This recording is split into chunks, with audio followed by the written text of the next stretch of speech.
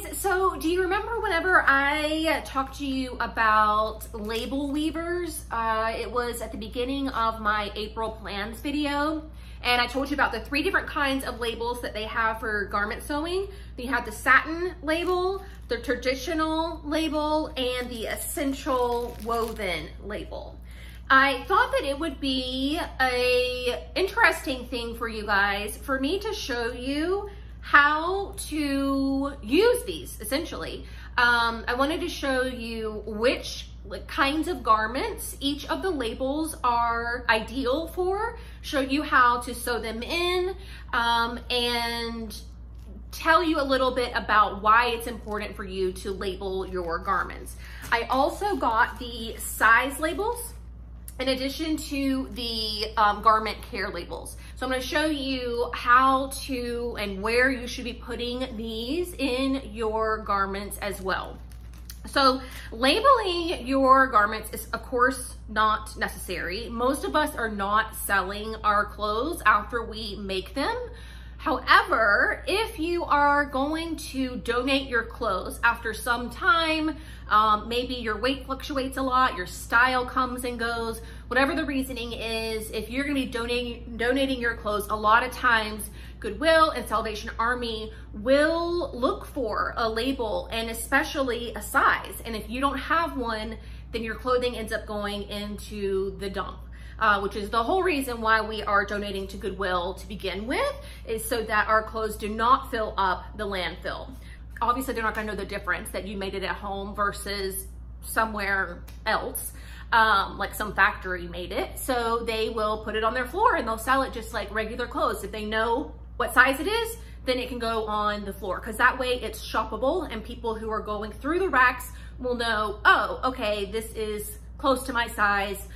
And so they'll pick it up, try it on, so on and so forth. It's also a really just beautiful way to finish your garments. I know that seems so like superfluous, but you know, we spend a lot of time and a lot of money on these clothes. And so when you're going through your closet, it's just a little extra detail that finishes it off in a way that makes it feel really, really special. And another reason why you might want to put labels in your clothes is so you know which side is the back. I know that you guys have been there with me where you're like, oh crap, I can't tell which of these is the back. Like if there's shorts that don't have pockets, oh, I don't know where the back is. T-shirts sometimes if the neckline is kind of high and you can't really tell, you know you've been there. So labels in your garments will certainly help you get dressed faster because you're not trying to figure out which one is the back. So I love putting labels in my clothes. I've been doing it for years. It's a little bit hard to remember. In the beginning, I would have to write in my patterns, like insert label now, so that I would remember to put it in. But once you get in the habit of doing it, it's just like any other step of sewing your clothes. And putting the labels in is really, really easy. So let me show you how to put in labels, and then we'll talk a little bit about which labels go where. Okay, you guys, I have 3 garments so that I can show you the 3 different labels. Let's start with the traditional label. That one has kind of, like I said before, a vintagey kind of washed and worn look to it. So I like to use it in clothes that also kind of give off that vibe. So this Swiss dot fabric was perfect for that label. You can see it in there.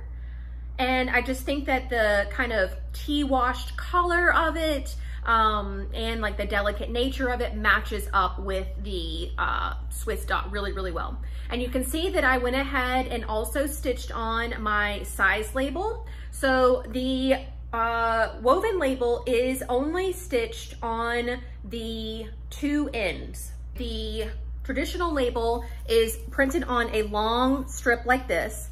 And then every so often you will see 2 little lines, and you just take your pinking shears, the ones that make the zigzag cut, and you cut in between those 2 lines. Can you guys see? It's very faint, so that you have a pinked edge on one side. And then I use that line to fold back the label on both sides. And you can tell it really likes to, I mean, even just a finger press will kind of hold it in place. But take it to your iron and get, you know, extra crisp in there. And then when you go to your machine, you just stitch right along both sides. So this garment only has bias binding. It doesn't have a facing or anything like that. So you will see your stitches on the wrong side, but just use matching thread and you'll be just fine. So like I said, I stitched on the size label separately, and then I put in the garment or the laundry label in the side seam. And you can see these are French seams. So I just literally attach the label to the French seam, super easy. It goes on the right side as you're wearing your garment. It goes on the right side, about 6 or 8 inches up, wherever's kind of comfortable for you. You obviously don't want it to be very, very itchy. Okay, next up is the Essential label, and the Essential label is woven really, really densely and has that kind of modern look to it. So I like to use those labels again on garments that kind of match up to that. This is a cute little dress. The back is like low and cut out, and it has a facing. So that is where I have sewn this label. And as you can see on this one, I simply stitched all around all 4 sides. And as I came around the bottom, I caught the size label and the garment label all in one. So this garment only has these labels, and they're all nice in the back, all in one place. Everything is completely stitched down. And because you're sewing this to a facing, you do not see your stitching on the right side at all. It's sewn to the facing. You would sew these labels onto the facing before you attach the facing to the garment. That way you're not finagling a bunch of fabric around your machine, and you can get it nice and centered and really, really easy.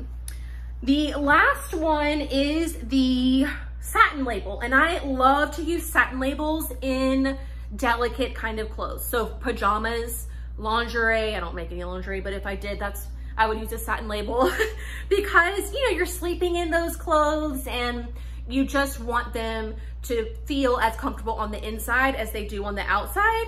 And so having an itchy label just doesn't appeal to me. So like really lightweight, kind of like rayon jersey t-shirts, things like that, I will put a satin label in.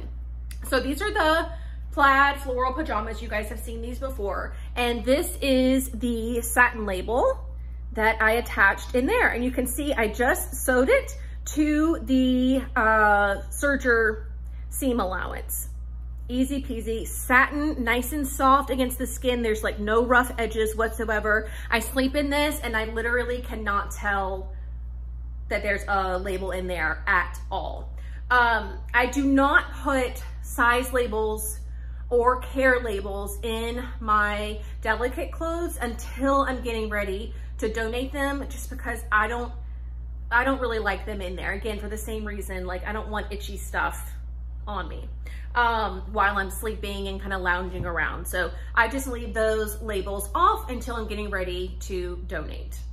So that's everything that I have in my head that you could possibly want to know about labels. I hope you guys found this helpful. If you aren't labeling your garments already, I hope this will inspire you to do so. Check the description box for a link to Label Weavers. They provided all of the labels that I showed you guys today. You could get all of the labels that I showed you there, including the garment labels, the size labels, all of it. There's also a coupon code for you guys, so be sure to check that out as well. But that's gonna do it for me today. Thank you all so much for watching, and I'll see you very soon. Bye.